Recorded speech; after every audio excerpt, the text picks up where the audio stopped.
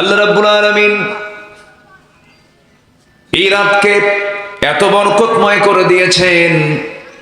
আগের যুগের মানুষ হাজার বছর বেঁচেছে, বহু ইবাদত করার সুযোগ পেয়েছে। সাহাবীরা একদিন বলছেন, ইয়া রাসূলুল্লাহ, আগের নবীর উম্মতরা বাঁচতেন শত শত বছর, আমরা বাঁচি খুব কম সময় নিয়ে দুনিয়াতে এসেছি, তারা তো আমাদের চাইতে সওয়াবের দিক দিয়ে আগায় থাকবেন।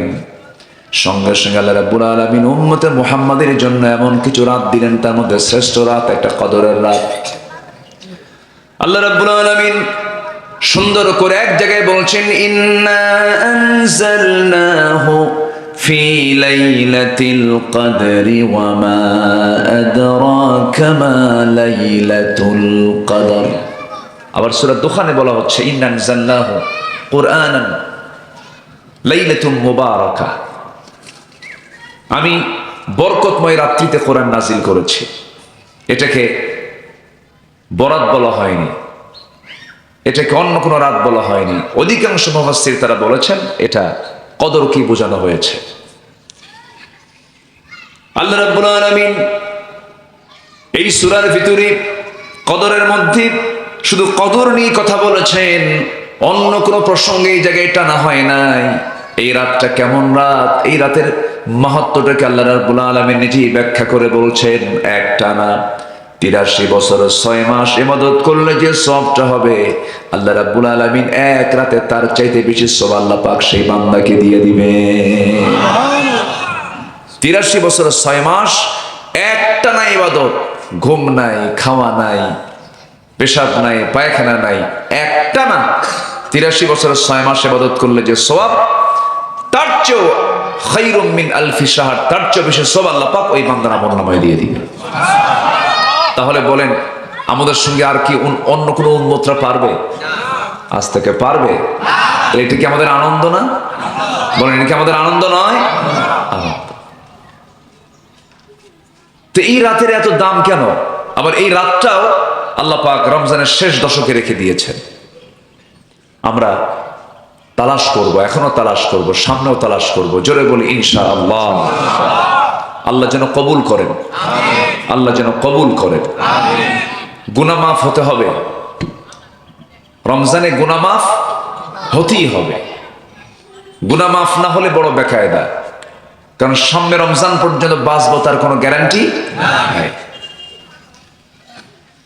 রমদুন থেকে রমাদান শব্দটা এসেছে, রমদুন, যার অর্থ হচ্ছে জ্বালিয়ে দেওয়া, ভস্ম করে দেওয়া। পশুত্বকে জ্বালিয়ে দিয়ে মনুষ্যত্বকে প্রতিষ্ঠা করার নাম হচ্ছে রমজান। সকল পশুত্ব, সকল গুণাগুলোকে নিজের জীবন থেকে মাইনাস করে, জ্বালিয়ে পড়ে সারখার করে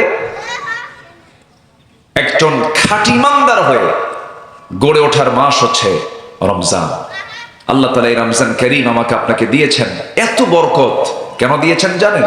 এত বরকত, আমরা মক্কায় যাই কাবা থাকার কারণে, মদিনায় যাই নবীর কবর থাকার কারণে, ওযু করি কিসের জন্য বলেন তো? নামাজের জন্য। তাহলে ওযু করি নামাজের জন্য, মক্কায় যাই কাবার জন্য, মদিনায় যাই রাসূলের কবরের জন্য। তো এই মাসের দামটা বাড়লো কেন? কোরআন নাজিলের জন্য। যেরকম সুবহানাল্লাহ,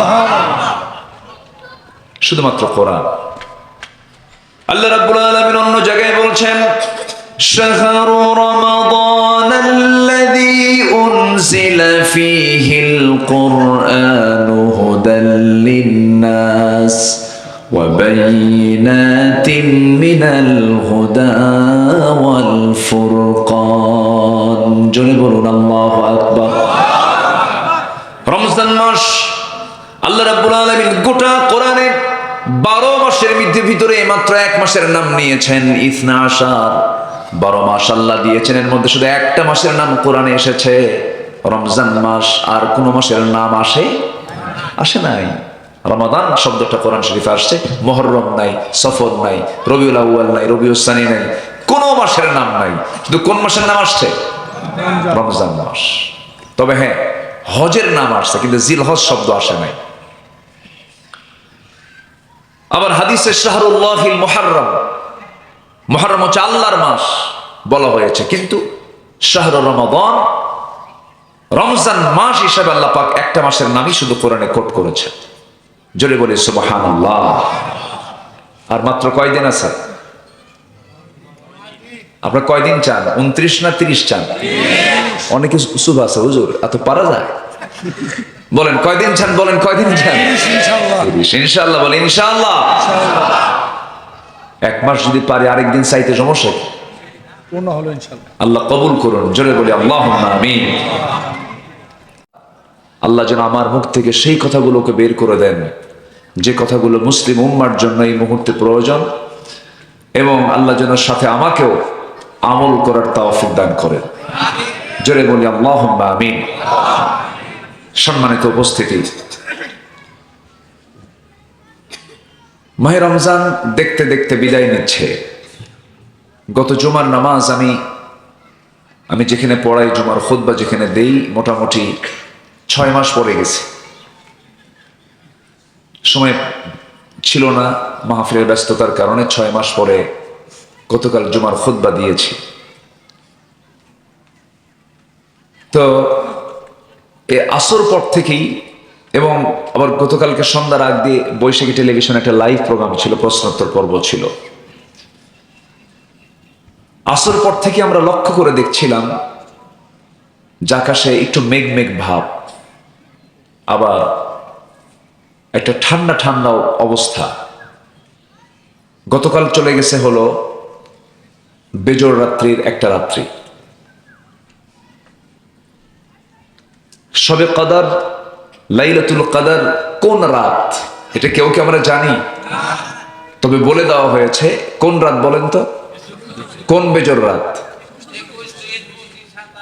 মাশাআল্লাহ, শেষ দশকের বেজোড় রাতগুলো, শেষ দশকের বেজোড় রাত 21, 23, 25, 27, 29। তো এই রাতগুলো চেনার উপায়টা কি? এর মধ্যে যে কোনো একটা রাত হবে, চেনার উপায়টা এটা হাদিসে বিভিন্নভাবে আল্লাহ তাআলা তার রাসূলকে দিয়ে জানান দিয়েছেন। কি আসে? ও আচ্ছা,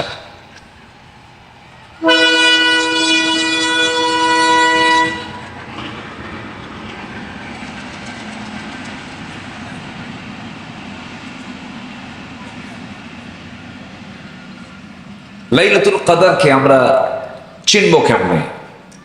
কারণ এই তো এর মধ্যেই তো আছি আমরা, একটু জানার দরকার আছে কিনা বলেন? আচ্ছা, এগুলো আলোচনা হয়েছে কি? আচ্ছা আচ্ছা, ঠিক আছে। আমরা চিনব কেমনে যেহেতু আমরা এই বরকতময় মুহূর্তে আমরা আছি? এক নাম্বার হচ্ছে, রাতটা গভীর অন্ধকারে ছেয়ে যাবে না, গভীর অন্ধকার হবে না, নাতিশীতোষ্ণ হবে, না শীত না গরম, মৃদুমন্দ, দ্য জেন্টেল ব্রিজ, মানে মৃদুমন্দ বাতাস প্রবাহিত হবে, হালকা হালকা বাতাস থাকবে। এবং সে রাতে ইবাদত করে অন্য রাতের চাইতে অতিরিক্ত একটা তৃপ্তি বোধ হবে, একটা মজা পাবে। এবং ওই রাত্রে হালকা হালকা কিছু গুড়ি গুড়ি বৃষ্টি নামবে, সকালে হালকা আলোক রশ্মি সহ সূর্যোদয় হবে।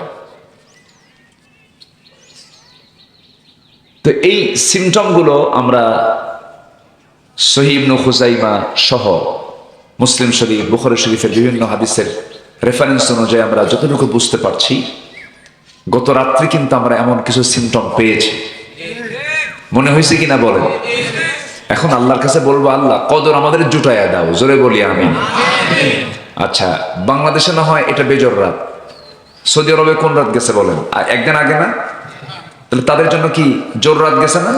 গেছে। এখন সর্বোপরি যেটা বলবো আমরা, আল্লাহ যেন আমাদেরকে কদরটা জুটায় দেন, আমাদের কপালে যেন কদরটা জুটায় দেন, জোরে বলি আমিন। সম্মানিত ভাইয়েরা, একটা রাত নিয়ে একটা কমপ্লিট সূরা নাযিল করেছেন, শুধু একটা রাত নিয়ে। সেই রাত হচ্ছে কদরের রাত, যেরকম সুবহানাল্লাহ। সে অংশে আমরা এখনো আছি।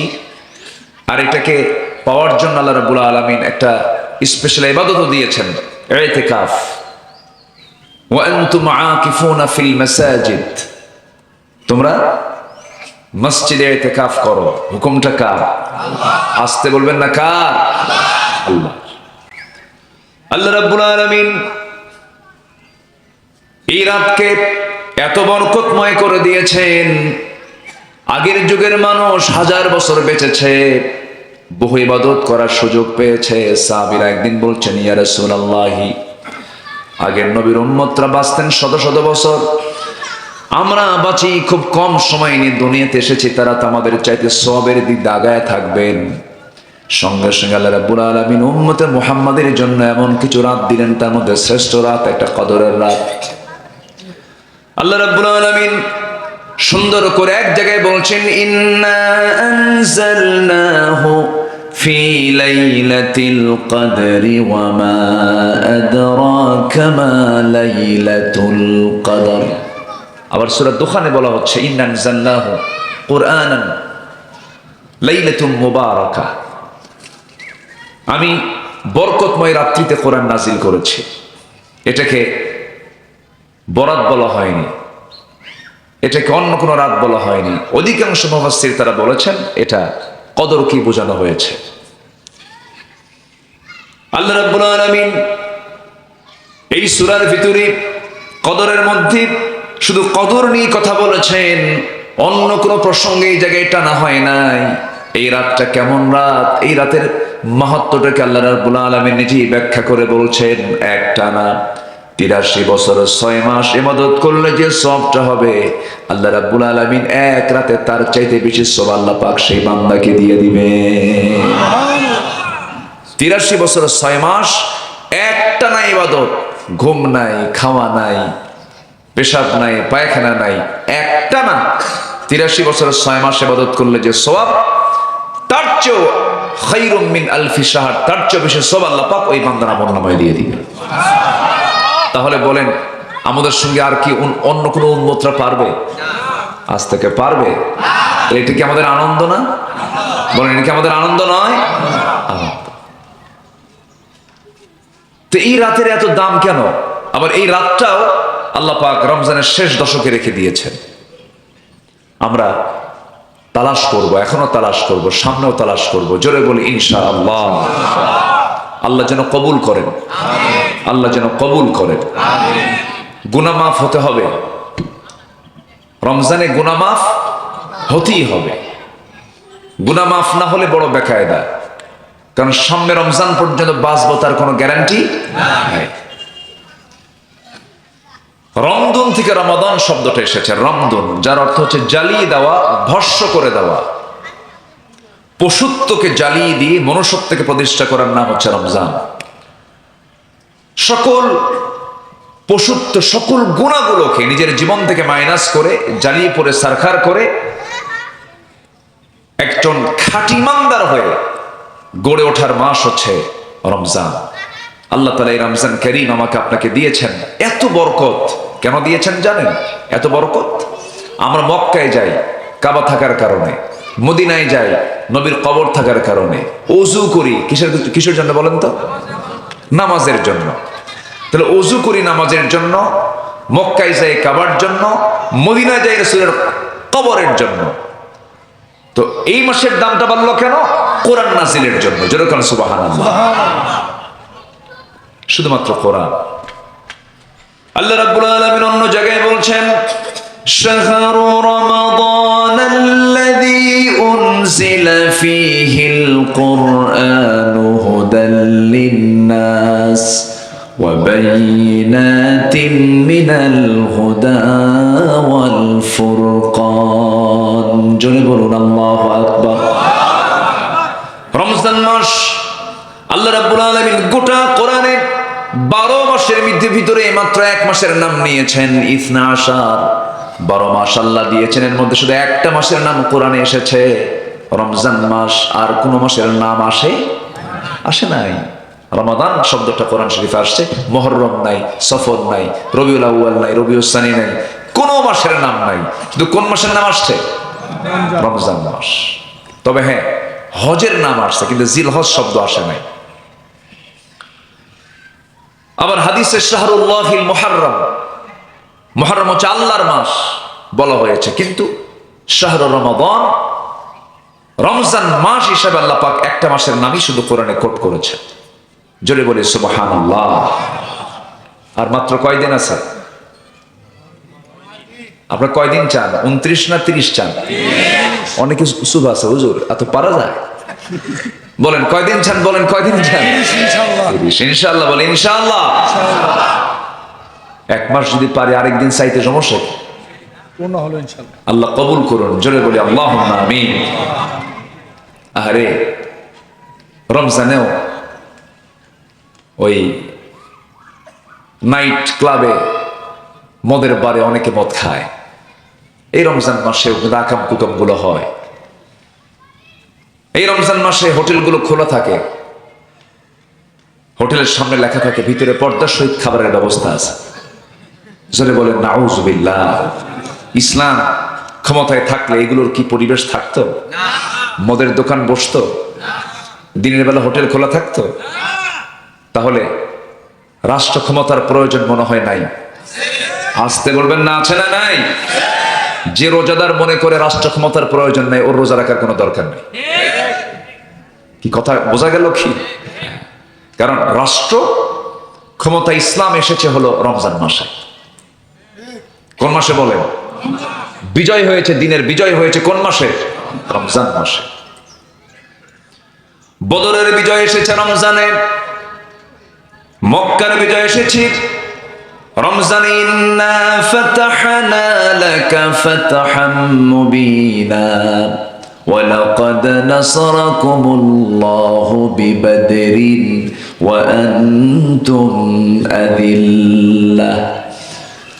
আল্লাহ রাব্বুল আলামিন রমজান মাসে হাজার হাজার ফেরেশতা নাযিল করে রোজাদার মুজাহিদদেরকে সহযোগিতা করেছেন, সাহাবায়ে কেরামকে সহযোগিতা করেছেন। 313 জন সাহাবী হাজার সৈন্যের বিরুদ্ধে মোকাবেলা করে বিজয়ী হয়েছেন। গায়ের জোরে না ইমানের জোরে? গায়ের জোরে না তাকওয়ার জোরে? তাকওয়া অর্জন করেছে কোন ইবাদত করে বলেন?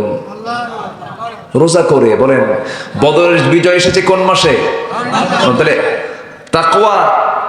তাকওয়ার জোরে, ইমানের জোরে যে বিজয়টা আসছে, এই তাকওয়া অর্জন করেছে কি ইবাদত করে? রমজানের রোজা রেখে। রমজানের রোজা রেখে। তাহলে তারা রমজানের মাত্র 16টা রোজা রেখে বদরের যুদ্ধে অংশগ্রহণ করে রাষ্ট্র ক্ষমতা ইসলাম তারা পৌঁছিয়ে দিয়েছেন। দিনকে কায়েম তারা করেছেন, দিন কায়েমের সংগ্রাম তারা করেছেন। আর আমার দেশে বহু রোজাদার আছে, রোজা রাখে, আবার বলে রাষ্ট্র ক্ষমতা ইসলাম যাওয়া যাবে না, ইসলাম আগের, এখন আর চলবে না। যেরকম নাউজুবিল্লাহ। এরকম কিছু বুদ্ধিজীবী আমার দেশে আছে না নাই? আছে। এদের টাঙ্গাইলে একটা আছে, খুব বুদ্ধিজীবী, বলে আমার জীবনে কোনো গুণাই নাই। বুঝলেন? আমার তো আমি কেন আমিন বলবো? বলে আমি কেন আমিন বলবো? যে আপনাদের পার্শ্ববর্তী এলাকায় তো, এই যে টাঙ্গাইল। হ্যাঁ, বুজুর্গ, খুব বুজুর্গ। বলে আমার জীবনে কোনো গুণাই নাই। হুজুররা বলে খেলে আমিন কো, আমিন কো। আমি আমিন কেন কব? আমার গুণা আছে নাকি? কত বড় বেয়াদব হতে পারে। তার আরেক ভাই বলল যে কোন একটা ইসলামী দল নিয়ে মন্তব্য করতে নিয়ে বলল তারা যদি জান্নাতে যায় সেই জান্নাতে আমি যাব না। সেদিন আবার একসঙ্গে আমার ইফতার মাহফিল করলো। আমি যাই দেখি যে আমার পাশের সিটে, পাশের চেয়ারে বসে আছে। এগুলো চিত্র যাদের মধ্যে পাবেন ভাববেন এরাই হচ্ছে মুনাফিক। এরা কি বলেন? এরা কি বলেন? মুনাফিক। আসেন, আল্লাহ পাক কাদেরকে অপছন্দ করেন, আমি একটু মূল পয়েন্টের দিকে যাচ্ছি। আল্লাহ পাক কাদেরকে অপছন্দ করেন, এই অপছন্দনীয় কাজ থেকে আমরা দূরে থাকবার জন্য এইগুলো বিষয়গুলো আমরা শিখে নিই। কোরআনের আলোকে আল্লাহ তাআলার অপছন্দনীয় কিছু কর্ম আছে, মোট 17টা আজকে শিখে যাব। মোট কয়টা বলেন তো? 17টা। যুদ্ধ হয়েছে বদর কততম রমজানে? 17তম রমজানে। এই সংখ্যাটা আমি একটু বরকত মনে করে আমি 17টা অপছন্দনীয় কাজ আমরা আজকে শিখব, যেন ওই অপছন্দনীয় কাজগুলো আমাদের জীবন থেকে মাইনাস করতে পারি। এর মধ্যে একটা হলো মুনাফিকি। 1 নম্বর কি বলেন তো? মুনাফিকি। আমার দেশের যারা রাজনীতি করে ম্যাক্সিমাম, ওদের কথা কি একরকম না দুই রকম? দুই রকম কথা কারা কয়? আছে কারা কয়? মুনাফিকদের নেতৃত্ব আমরা মানবো? আজ মানবো? আমাদেরকে কথা বলতে দেয়নি তো। এই দীর্ঘ 16 বছর খুব ডিস্টার্ব করেছে। মঞ্চ মশারু নেতা দিয়ে ভরা ছিল, এরকম হাইব্রিড জাতের মোষ, 2.5 ইঞ্চি মোটা হাইব্রিড জাতের মোষ। এই নেতাগুলো মঞ্চ দখল করে রাখতো, ডানে বামে কিরামন কাতিবিন থাকতো, কথা বলতে দিত না। এখন ওরা কোথায় বলে? ওরা ভেবেছিল আমাদেরকে বাবু বাঁচাবে, বাবু বাবু দাদা বাবু বাঁচাবেন, দিল্লি বাঁচাবে, রাশিয়া বাঁচাবে, আমেরিকা বাঁচাবে। না, কেউ বাঁচাবে না। বাঁচাবেন কে? আসতে বল, বাঁচাবেন কে? দাঁড়াতে হবে, সজাগ থাকতে হবে। কুম ফানজির ওয়ারাব্বাকা ফাকাব্বির, তোমার রবের নামটা উচ্চকিত করো, দাঁড়িয়ে যাও, সতর্ক করো, আমি আল্লাহ তোমাকে সাহায্য করব। সাহায্য করেন নাই? করেন নাই সাহায্য? যদি ওই যুবকরা, ওই ইয়াং ছেলে পেলেগুলো ওরা যদি পালাতো, তাহলে এখন আজকে মাহফিল হতো? এটা এই যে নামগুলো যা দেখতেছেন, একটা মাহফিল হতো না, এখন করতেই দিত না। কিন্তু এই সমস্ত যুবকগুলো পালায় নাই। আমি খুব এই বিষয়টা যখন ভাবে আমার কাছে খুব আনন্দ লাগে। না, আমার দেশের সালাউদ্দিন আইয়ুবের মতো কিছু আল্লাহর গোলাম আছে, সাহসী কিছু সন্তান আছে বলে এই বিজয়টা আল্লাহ রাব্বুল আলামিন দিয়েছেন। আল্লাহ রাব্বুল আলামিন এক জায়গায় বলছেন, ইল্লা তানফিরু ইউআযযিবকুম আযাবান আলীমান ওয়া ইস্তাবদিল কওমান গায়রাকুম ওয়া লা তাদুররুহু শাইআ। তোমরা যদি পলায়ন করতে, তোমরা যদি বুক না দেখায়া পিঠ দেখায়া দিতে, তোমরা যদি সামনের কদম মজবুত না করে যদি পৃষ্ঠপোষণ প্রদর্শন করতে, পিছে যদি চলে যেতে, আল্লাহ বলছেন এমন একটা জাতি তোমাদের জন্য আমি আল্লাহ তোমাকে দিয়ে দিতাম, বড় ক্ষতি তোমার হয়ে যেত, তোমরা তেমন কোনো উপকার পেতে না। এই জন্য আমার বন্ধুগণ, এই জন্য আমার ভাইরা, এই যে বিজয়গুলো আসে একমাত্র কার সাহায্য বলেন? আজ তো কার সাহায্য? বান্দার চেষ্টা, সাহায্য কার? আল্লাহ। এই যে বিজয়টা দিয়েছেন, একটা সুন্দর পরিবেশ আমরা পেয়েছি, এটা কে দিয়েছেন? কে দিয়েছেন? আল্লাহ দিয়ে। এটাকে ধরে রাখতে হবে, শত্রুকে চিনতে হবে। শত্রু যদি না চেনেন, শত্রুকে যদি আপনার সুযোগ দিয়ে দেন, বড় বেকায়দা হয়ে যাবে, বড় বেকায়দা হয়ে যাবে। আল্লাহ তাআলা তার রাসূলকে অর্ডার দিচ্ছেন মুনাফিকদের ব্যাপারে আপনি কেমন হবেন। আল্লাহ রাব্বুল আলামিন বলেন, ইয়া আইয়ুহান নাবিয়্যু জাহিদিল কুফফারা ওয়াল মুনাফিকিনা ওয়াগলুয আলাইহিম ওয়া মাআওয়াহুম জাহান্নাম। হে রাসূল, কাফেরদের বিরুদ্ধে আপনি জিহাদ করুন, মুনাফিকদের বিরুদ্ধে আপনি জিহাদ করুন। ওয়াগলুয আলাইহিম, তাদের সঙ্গে কোনো প্রকার আপোষ করা যাবে না, খুব কঠোর হবেন। মুনাফিকদের সঙ্গে কোনো নরম কোনো সুর দেওয়া যাবে। কিসের পুনর্বাসন? কিসের পুনর্বাসন? আল্লামা সাঈদীর রক্ত নিয়ে ওরা খেলা করেছে। আসতে বলবেন না, জোরে বলুন ঠিক কিনা? এটা পরিকল্পিত হত্যাকাণ্ড। এটা শাপলা চত্বরে আমার চোখ সাক্ষী কি করেছে ওরা। হাজার হাজার মানুষের রক্ত নিয়ে যারা ছিনিমিনি খেলেছে। সাপের স্বভাব কামড় দেওয়া, ও কখনো চুমু দেবে না। সাপ কি চুমু দেবে না কামড় দেবে? কামড় দেবে। মাথায় রাখতে হবে, শত্রুকে বন্ধু বানানো যাবে।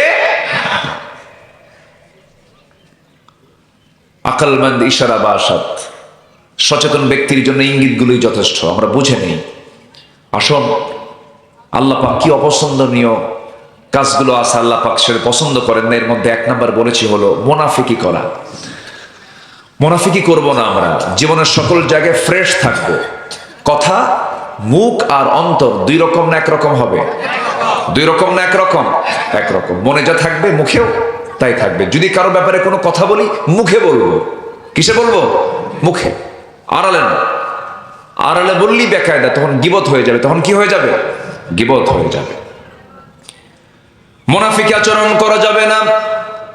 আল্লাহ রাব্বুল আলামিন বলেন, ইন্নাল মুনাফিকিনা ফিদ দারকিল আসফালি মিনান নার ওয়া লা তাজিদ লাহুম নাসীরা। সূরাতুন নিসা আয়াত নাম্বার হলো 145, 145। আল্লাহ রাব্বুল আলামিন বলেন, 7টা জাহান্নাম আল্লাহ রাব্বুল আলামিন উদ্বোধন করবেন কাউকে দিয়ে নয়। প্রথম উদ্বোধন হবে হলো মুনাফিক দিয়া। মুনাফিকদেরকে জাহান্নামের তলদেশে আল্লাহ রাব্বুল আলামিন তাদেরকে রাখবেন এবং বলছেন ওয়ালান তাজিদা লাহুম নাসীরা, তাদের জন্য কোনো প্রকার সাহায্যকারী থাকবে না। জোরে বলি নাউযুবিল্লাহ। মুনাফিক তো কালিয়ে কইরে নাই, আছে? মুনাফিক কে? কোন কথা কাজে আমাদের মিল আছে তো নাকি? ভালো করে আমাদের মিল আছে তো। ওমরে ফারুকের নাম সবাই শুনছেন না? কয় নাম্বার খলিফা? 2 নাম্বার। ওমর ইবনুল খাত্তাব রাদিয়াল্লাহু তাআলা আনহু, তিনি একদিন কাঁদতেছেন, চোখের পানি ফেলে ফেলে কাঁদতেছেন। ইসলামের দ্বিতীয় খলিফা ওমরে ফারুক রাদিয়াল্লাহু তাআলা আনহু। অনেকদিন আগে এক মাহফিলে আমি বললাম, ওমরে ফারুককে চিনেন কে? সামনে থেকে ছোট্ট একটা ছেলে দাঁড়ায় বলে, হুজুর আমি চিনি। কে? আমাদের বাড়ির দোতলায় ভাড়া থাকে। এই ওমর কিন্তু সেই ওমর না। এই ওমর হলো খলিফাতুল মুসলিমিন ওমরে ফারুক রাদিয়াল্লাহু তাআলা আনহু। চোখের পানি ফেলে ফেলে কাঁদেন। সবাই বলছে, ওমরে ফারুক রাদিয়াল্লাহু তাআলা আনহু আপনি কান্না করছেন কেন? তিনি বলছেন, আমার মনে হয় আমি মুনাফিক হয়ে গেছি। আমার নবীজি একজন সাহাবীর কাছে মুনাফিকদের তালিকা রেখে দিয়েছিলেন। সেই সাহাবীর কাছে গিয়ে বলছেন, ভাই হুযায়ফা এদিকে আসো, দেখো তো নবীজির রেখে দেওয়া সেই মুনাফিকের তালিকার মধ্যে আমি ওমর, আমার নামটা আছে নাকি? আমার নামটা আছে নাকি দেখো। আমার মন বলছে আমি মনে হয় মুনাফিক হয়ে গেছি। তাহলে এখন বলেন, আমাদের জন্য বিপদ আছে না নাই? বলেন তো, একটু চিন্তা আছে না নাই? আচ্ছা, মুনাফিকের আলামত কয়েকটা। একটা হলো কথা বলা মিথ্যা, ওয়াদা করলে ভঙ্গ করে, আমানতের খেয়ানত করে, আর সারতে না পারলে রাগ উঠলে মুখে বাংলা ছেড়ে দিয়া ইংলিশ কয়। কি কথা কি বুঝতেছেন আপনারা? মানে এমন ভাষা কয়, এমন ভাষায় গালিগালাজ, একদম মানে অশ্লীল গালিগালাজ যাদের মুখে থাকবে ভাববেন যে ওটা একদম মানে শয়তান প্রোডাকশন দিছে ওরে। মুখ খারাপ তো নাই আমার দেশে, বিশেষ করে শ্রমিক ডিপার্টমেন্টে এরা একদম ফেরেশতার মতো কথা কয় নাকি? ইসলাম যদি ক্ষমতায় আসতো, সবচাইতে প্রশিক্ষণ দিয়ে শ্রমিক ডিপার্টমেন্টকে ওদেরকে ভালো করা হতো। শ্রমিক ডিপার্টমেন্ট, শ্রমিক মানেই হচ্ছে, ডিপার্টমেন্ট মানেই হচ্ছে কোন ড্রাইভারের শিখবে হেল্পার হয়ে গেছে, মায়ের নাম আর বাপের নাম দিয়া বাস গালি শুরু হয়ে গেছে। কি আমি কি ভুল বলতেছি? একদম বাস্তব। অথচ যারা শ্রমিক হবেন তারা তো সেবার কাজে থাকবেন, পৃথিবীর সবচেয়ে উন্নত আচরণ তারা শিখবেন। ছাত্র, শ্রমিকদের ডিপার্টমেন্ট, ছাত্র রাজনীতি আদর্শ নির্ভর যদি হতো, তাহলে আজকে দেশের চরিত্র এমনটা হতো না। 16 বছর ছাত্রদের হাতে ওরা অস্ত্র তুলে দিয়েছিল, হাতুর দিয়ে মাথা আঘাত করা হয়েছে, হাতুর নিয়ে ঢাকা ইউনিভার্সিটিতে মেরেছে ওরা। সম্মানিত ভাইয়েরা, তাহলে মিথ্যা বলা যাবে না, ওয়াদা ভঙ্গ করা যাবে না, আমানতের খেয়ানত করা যাবে না। নাম্বার 4, বেহুদা বাজে কোনো কথা বলা যাবে না। যদি বলা হয়, যদি করা হয় এগুলো, তাহলে ভাবতে হবে কি হয়ে গেছে সে, মানে কি হয়ে গেছে? মুনাফিক হয়ে গেছে। টাকা পায়, টাকা দেয় না, এরকম লোক আছে না নাই বলেন তো? যে টাকা দেয় সে কি বিপদে, না যে টাকা নেয় সে বিপদে? হ্যাঁ, বুঝলাম না কি বলবো। যে টাকা দেয় সেই বিপদে, না যে টাকা নেয় সেই বিপদে? যে দেয় সে বিপদে, নেয় আচ্ছা, যে নেয় সে বিপদে। হ্যাঁ ভালো, এটা ইসলামী দৃষ্টিকোণ থেকে। কিন্তু আজকে আমার দেশের কথা বলেন, যে দেয় সে বিপদে পড়ে, না যে নেয় সে বিপদে পড়ে? তাহলে করজ দেওয়া কি বলেন? গুনার কাজ না সওয়াবের কাজ? করজের সওয়াব বেশি না দানের সওয়াব বেশি? না, করজের সওয়াব বেশি। আপনি দান করলে যে সওয়াব পাবেন তার চাইতে আপনি কারজে হাসানের সওয়াব ডাবল পাবেন। কিন্তু করজ দেবেন কেমনে? আপনি করজ দেওয়ার কোনো সুযোগ আছে? কোনো সুযোগ নাই। টাকা পায়, টাকা দিছে, ভাই টাকা দিবা না, কমক দিন, এক ডেট গেল। দ্বিতীয় দিন গেছে, ভাই দিবা না, কমক দিন, কয় ডেট গেল? 2 ডেট। তৃতীয় দিন গেছে, সেখানে সামনে কিছু লোক আছে, ভাই টাকাটা দেওয়ার কথা। চোখ এরকম বড় বানায় বলে, আমার কি সম্মান নাই? এতগুলো লোক সামনে তুমি আমার কাছে টাকা চাও? তুমি আমার মান সম্মানের দিকে তাকাও না? ধমকটা খাইলো কে বলেন তো? বলেন, ধমকটা খাইছে কে? আচ্ছা, ধমকটা দেওয়ার কথা কার? যে দিছে তার তো ধমক দেওয়া দরকার কথা। শেষ পর্যন্ত রাগের ঠেলায় যে টাকা পায়, ঋণদাতা, সে বলে, আল্লাহ তুমি সাক্ষী থাকো, এর কাছে আর জীবনে টাকা চাবো না, তোর টাকা হাসরের দিন তুলে নেব। জবাবে যে ঋণ নিছে সে বলে, লম্বা ডেট পাইলাম। কি কথা কি বুঝতেছেন আপনারা? আচ্ছা, এগুলো চরিত্র যার মধ্যে থাকবে সে কি বলেন তো? বলেন, সে কি বলেন তো? বলেন তো, মুনাফিক। আমার বন্ধুগণ, নামাজ ইমানের চেক হয় না। নামাজে মুনাফিকও যায়, নামাজে মুমিনও নামাজ পড়ে, মুনাফিকও নামাজ পড়ে। এর মানে বুঝবেন না নামাজের গুরুত্ব নাই। নামাজের গুরুত্ব অবশ্যই আছে, কিন্তু মসজিদে কিন্তু মুনাফিকও ঢোকে, মসজিদে কিন্তু ইমানদারও ঢোকে। কিন্তু মুনাফিক চেনার জায়গা নামাজ নয়, মুনাফিক চেনার জায়গা হলো লেনদেন, মুনাফিক চেনার জায়গা হলো ময়দান, মুনাফিক চেনার জায়গা হলো দিন কায়েমের সংগ্রামে কে গেল আর কে গেল না। ঠিক কি না? মুনাফিক তো নামাজও পড়ে, ওদের নামাজ তো আরো সুন্দর, সুন্দর যায় নামাজ নিয়ে যায়, সুন্দর পোশাক পরে, চেহারাও সুন্দর হয় ওদের, বুঝলেন? এত সুন্দর ধোকাবাজি যে করতে হবে, চেহারাও সুন্দর হয়। আমার বন্ধুগণ, মুনাফিক সবচেয়ে বড় ক্ষতিকর। ইসলামের জন্য সবচেয়ে বড় ক্ষতি টেনেছে যুগে যুগে মুনাফিকেরা। আমার নবীজির সঙ্গে সবচেয়ে বেশি কষ্ট দিয়েছে মুনাফিকেরা।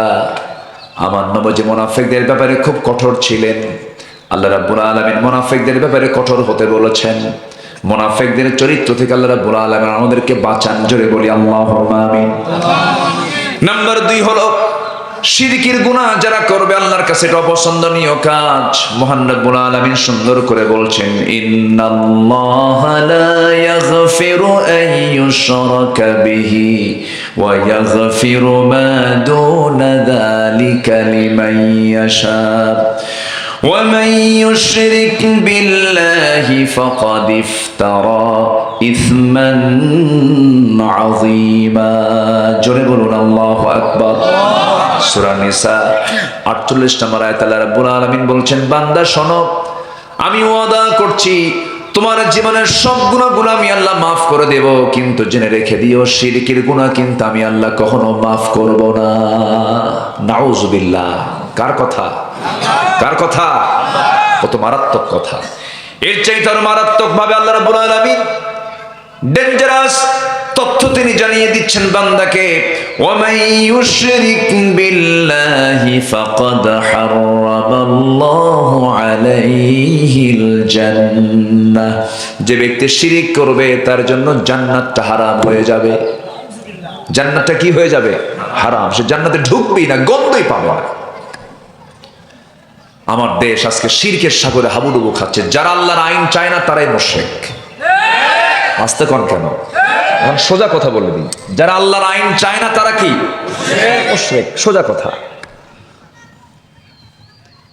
আল্লাহর আইন চায় না এমন সংখ্যক লোক আমার দেশে কম না বেশি? আমরা কি বেশির কাতারে যাব না অল্পের কাতারে যাব? জান্নাতে যাবে কি বেশি লোক না অল্প লোক? কলিলাম মা তাশকুরুন কলিলাম মা তাযাক্কারুন। কি ঠিক আছে না? মাঝে মাঝে আমার ফারুক রাদিয়াল্লাহু আনহু দোয়া করতেন, আল্লাহ তুমি আমাকে অল্প সংখ্যক লোকের মধ্যে শামিল করো। জ্ঞানী মানুষ তো, কোরআন পড়েছেন তারা। অল্প সংখ্যক লোকে আল্লাহর শুকরিয়া আদায় করে, অল্প সংখ্যক লোকে আল্লাহর জিকির করে, অল্প সংখ্যক লোকই জান্নাত পাবে। তাহলে আমরা কি দোয়া করবো? বেশি সংখ্যক লোকের মধ্যে নাও। আমরা আল্লাহকে কাছে বলবো, আল্লাহ অল্প সংখ্যক লোকের কাতারে আমাদেরকে শামিল করে। জোরে বলি আল্লাহুম্মা আমিন। আমার দেশে নামাজি মানুষ না, নামাজি মানুষ বেশি না বেনামাজি মানুষ বেশি? বেনামাজি বেশি। ভাইরে, আল্লাহর জমিনে দিন কায়েম, এটা একটা গুরুত্বপূর্ণ ফরজ কাজ। আমাকে অনেকে আবেগী হয়ে বলে কি জানেন, এদেশের মানুষ ইসলাম চায়, ইসলাম কায়েম হবে। হ্যাঁ, আমরা আশাবাদী, কিন্তু ফলাফল কি? এই জাতি 18 কোটি মুসলমান নামাজ পড়ে মাত্র 5%, বাকি 95% নামাজ পড়েই না। ওরা কি চাবে কখনো নামাজ কায়েম হোক?